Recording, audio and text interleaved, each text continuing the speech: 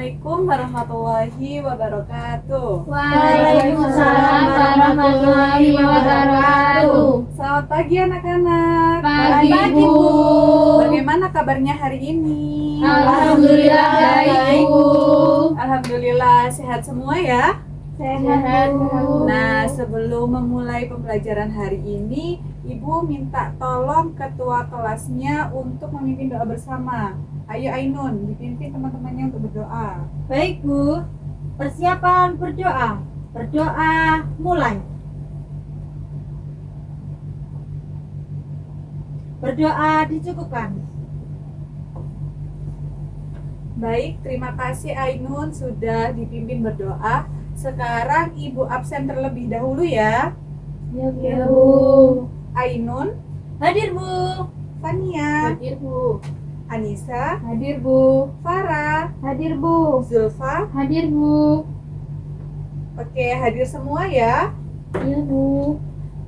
Sebelum kita masuk ke materi hari ini, ada yang masih ingat nggak materi minggu yang kemarin itu materi apa? Saya, Bu. Kemarin kita belajar tentang suhu. Benar sekali Anissa, kemarin kita belajar tentang suhu. Nah, ada yang masih ingat nggak apa pengertian dari suhu? Saya, Bu. Ayo Farah, apa pengertian dari suhu? Suhu adalah panas dinginnya suatu benda atau derajat panas suatu benda. Benar sekali Farah. Ada yang ingin menambahkan jawaban dari Farah? Zulfa, Bu. Oke Zulfa. Suhu adalah ukuran panas atau dingin yang dinyatakan dalam beberapa skala, termasuk Fahrenheit dan Celcius, Bu.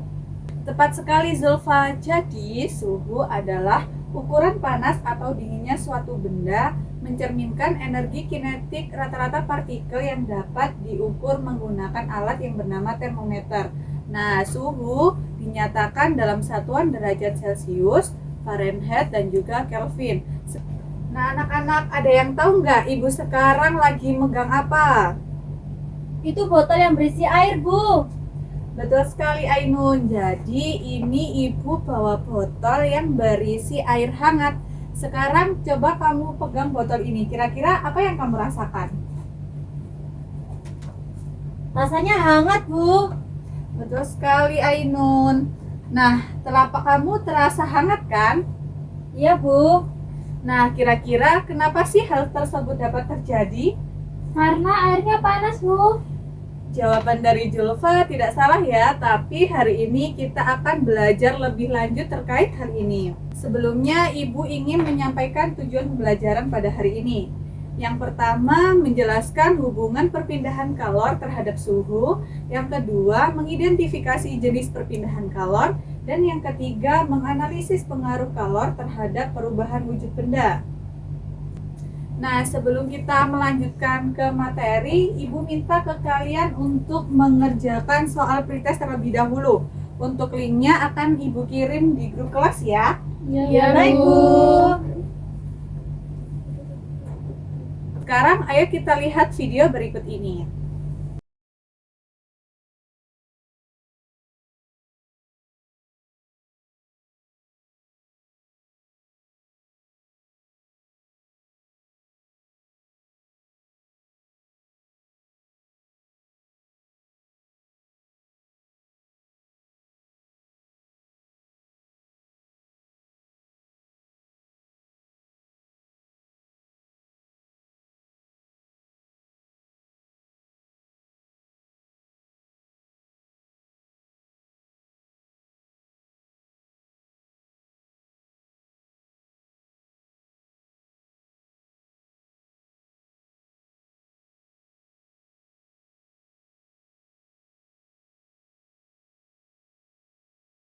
Kalian tadi sudah menyimak video dengan baik kan? Sudah, Bu. Oke, dari video tersebut Ibu mau tanya nih ke kalian. Kira-kira apa sih yang menyebabkan air di dalam panci yang ada di video tersebut mendidih? Ada yang tahu jawabannya? Saya, Bu. Karena dipanaskan di atas api kompor, Bu. Wah, terima kasih jawabannya Ainun. Jadi, saat kalian merebus air, maka akan terjadi perpindahan kalor dari air yang panas di bagian bawah dengan air yang dingin di bagian atas. Peristiwa perpindahan kalor yang disertai dengan perpindahan massa atau perpindahan partikel-partikel zat perantaranya disebut dengan aliran kalor secara konveksi. Nah, sekarang Ibu ingin bertanya nih kepada Anissa, kira-kira air yang mendidih tadi apakah terjadi perubahan suhu? Iya Bu, karena air tersebut mendidih. Nah, ketika air dipanaskan di atas kompor, suhu air akan meningkat ya anak-anak. Ketika suhu air mencapai 100 derajat Celcius, maka air akan mendidih. Terima kasih ya Anissa sudah mau menjawab. Nah, mari kita berikan tepuk tangan pada teman-teman. Oke anak-anak, sekarang ayo kita membentuk kelompok belajar. Kemarin kelas kita sudah ada kelompoknya atau belum ya? Sudah Bu. Kira-kira kelompoknya ada berapa kelas ini? 2 Bu. Oke, sekarang berkumpul ke kelompoknya masing-masing ya. Baik ya Bu.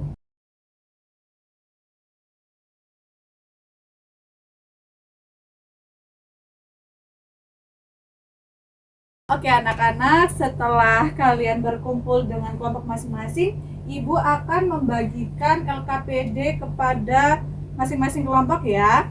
Iya Bu. Iya, Bu.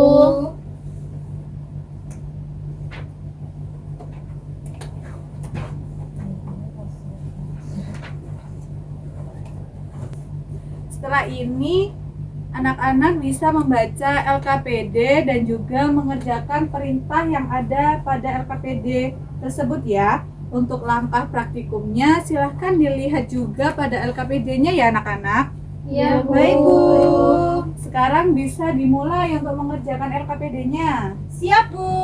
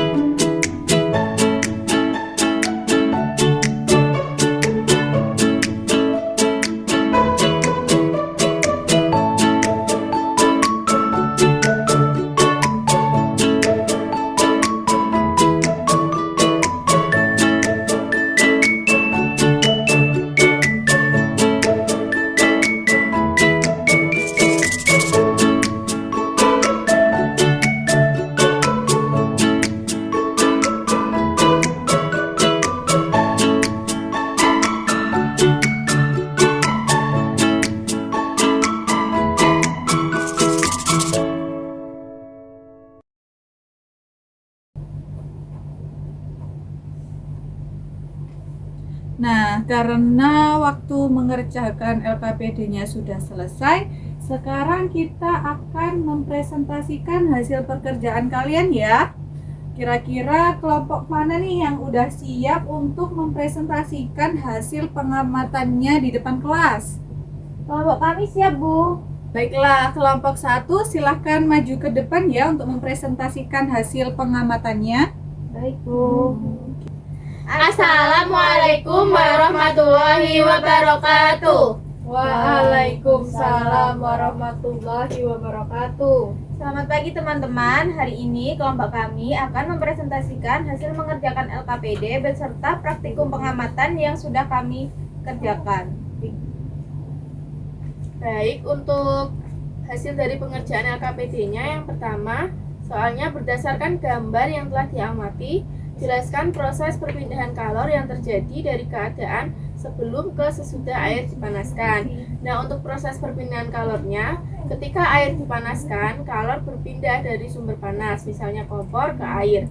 Proses perpindahan ini terjadi melalui konveksi. Panas dari kompor menyebabkan partikel air di bagian bawah panci menjadi lebih panas dan bergerak naik. Sementara itu, air yang lebih dingin di bagian atas akan turun untuk menggantikannya. Proses naik turunnya partikel air ini disebut sebagai konveksi.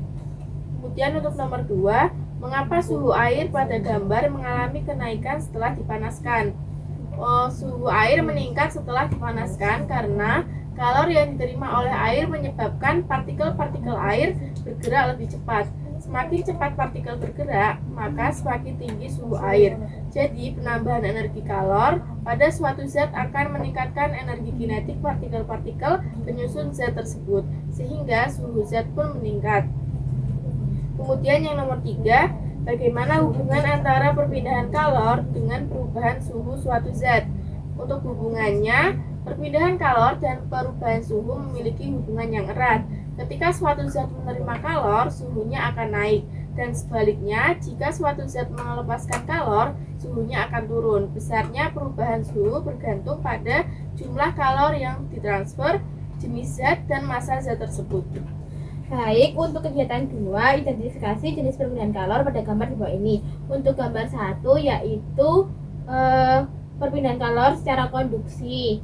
Untuk gambar 2 yaitu perpindahan kalor secara konveksi. Dan untuk gambar 3 yaitu perpindahan kalor secara radiasi. Kemudian untuk kegiatan 3, apa yang terjadi pada mentega pada sendok logam? Mentega pada sendok logam akan meleleh lebih cepat dibandingkan pada sendok plastik. Untuk soal yang nomor 2, hal ini menunjukkan bahwa sendok dari logam dapat menghantarkan panas dengan baik.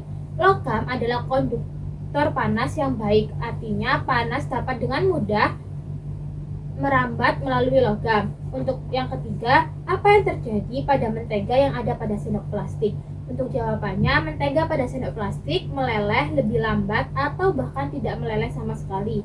Dan untuk soal nomor 4, hal ini menunjukkan bahwa sendok plastik merupakan isolator panas yang baik. Plastik tidak mudah menghantarkan panas, sehingga panas dari air panas sulit untuk merambat ke mentega melalui sendok plastik. Dan untuk soal yang nomor 5, antara sendok logam dan sendok plastik, mana yang dapat menghantarkan panas dengan baik? Jawabannya yaitu sendok logam, karena sendok logam adalah penghantar panas yang lebih baik dibandingkan dengan sendok plastik. Baik teman-teman, kesimpulan dari LKPD yang kami kerjakan yaitu perpindahan kalor dapat terjadi melalui 3 cara utama, yaitu konduksi, konveksi, dan radiasi. Dalam proses konveksi, seperti pada pemanasan air, kalor menyebabkan partikel di bagian bawah bergerak naik, sementara partikel yang lebih dingin turun, menciptakan arus konveksi. Perpindahan kalor berperan langsung dalam perubahan suhu, di mana zat yang menerima kalor akan mengalami kenaikan suhu, sedangkan zat yang melepaskan kalor akan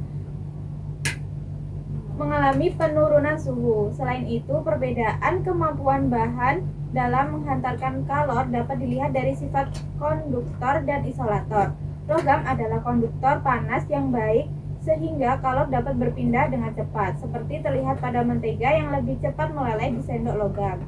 Sedangkan plastik merupakan isolator panas yang membuat kalor sulit berpindah, sehingga mentega di sendok plastik meleleh lebih lambat atau bahkan tidak sama sekali. Baik, sekian presentasi dari kelompok kami. Wassalamualaikum warahmatullahi wabarakatuh. Warahmatullahi wabarakatuh. Beri tepuk tangan kepada teman-teman yang sudah presentasi di depan. Terima kasih ya presentasinya kelompok 1. Nah, dari presentasi kelompok 1, apakah ada pertanyaan dari kelompok lain? Saya ingin bertanya, Bu. Ayo, Ainun, silakan bertanya. Mengapa pakaian tebal dapat membuat tubuh kita terasa lebih hangat di musim dingin? Baik,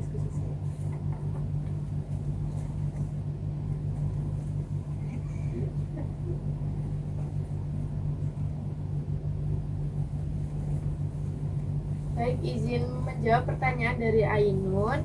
Jadi menurut kami, pakaian tebal dapat mengurangi perpindahan kalor dari tubuh kita ke udara dingin sekitar karena pakaian tebal berfungsi sebagai isolator yang menghambat proses konduksi panas. Apakah jawabannya dapat diterima? Bisa. Selanjutnya, apakah ada yang ingin bertanya lagi kepada kelompok 1? Saya, Bu. Ayo, silakan Anissa bertanya. Bagaimana proses baju dapat kering akibat radiasi panas matahari?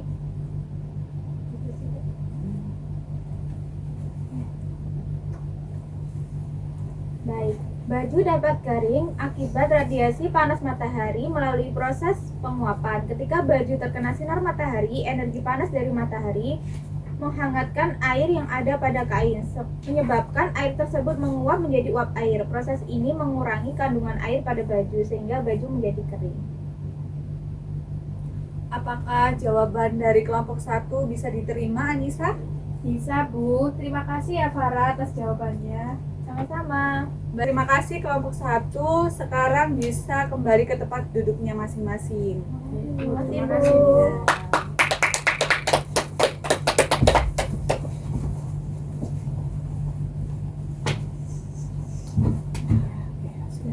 Nah, jadi anak-anak, perpindahan kalor dapat terjadi melalui 3 cara ya. Tadi apa aja? Konduksi. konveksi, radiasi. Nah, dari diskusi tadi kesimpulannya pakaian tebal itu bisa sebagai isolator yang dapat menghambat perpindahan kalor dari tubuh ke udara dingin melalui proses konduksi sehingga menjaga suhu tubuh tetap hangat ya. Sementara itu, pakaian yang kering tadi ketika dijemur merupakan akibat radiasi dari panas matahari. Nah, ketika baju terkena sinar matahari, energi panas dari matahari menyebabkan air pada pakaian tersebut menguap menjadi uap air ya. Sehingga proses ini mengurangi kandungan air pada baju kita yang dijemur tadi sehingga baju tersebut dapat kering. Begitu ya Ainun dan Anissa? Iya, Bu. Baiklah anak-anak, pembelajaran hari ini sudah selesai ya. Dikarenakan pembelajaran hari ini sudah selesai, Ibu minta kalian untuk menyimpulkan materi apa saja yang sudah kita dapatkan pada hari ini.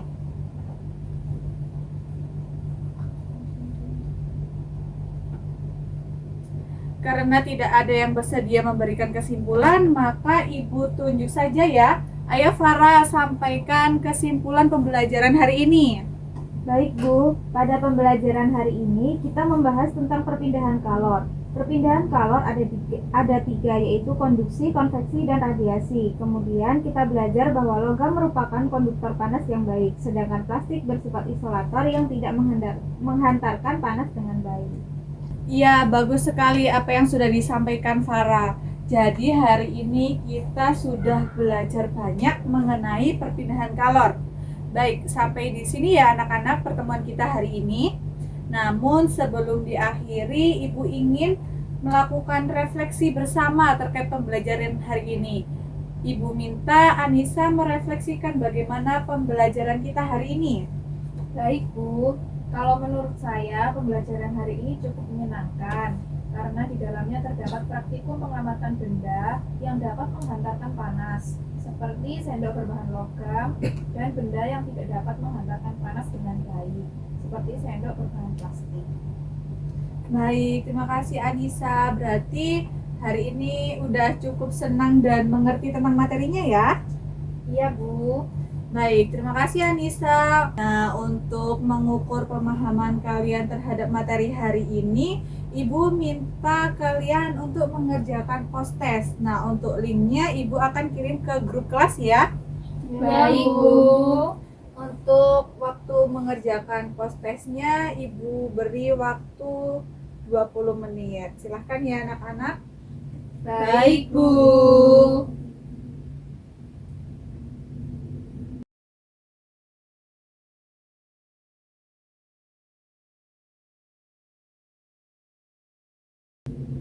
Baik anak-anak, waktunya sudah habis ya. Iya, Bu. Silahkan submit semua jawabannya, ayo. Baiklah anak-anak, karena pembelajaran hari ini sudah selesai, Ibu ingin menitipkan pesan ke kalian untuk mempelajari materi pertemuan selanjutnya di rumah masing-masing ya. Iya, Bu. Agar di pertemuan selanjutnya kita bisa lebih baik ketika belajar di dalam kelas. Baik, Bu. Sekarang silahkan ketua kelas memimpin doa pulang. Ayo Ainun.